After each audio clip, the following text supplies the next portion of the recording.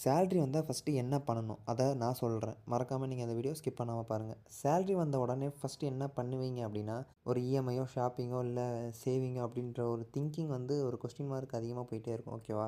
So most people வந்து பார்த்தீங்கன்னா, salary வந்த உடனே இந்த எக்ஸ்பென்சஸ் லிஸ்ட் போட்டுருவாங்க. ஸோ அது வந்து தப்பு. அத யாரும் பண்ணவே பண்ணக்கூடாது. இந்த ஸ்மார்ட் பீப்பிள்லாம் எப்டி தெரியுமா யோசிப்பாங்க? ஃபர்ஸ்ட்டு அவங்களுக்கோட தேவைகள தான் வந்து யோசிப்பாங்க. தேவை மீன்ஸ் அவங்களோட சேவிங் தான் ஃபர்ஸ்ட்டு இம்பார்ட்டன்ட்டா பார்ப்பாங்க. சேவிங் தான் ஃபர்ஸ்ட்டு. இத நல்லா நோட் பண்ணிக்கோங்க. ஓகேவா?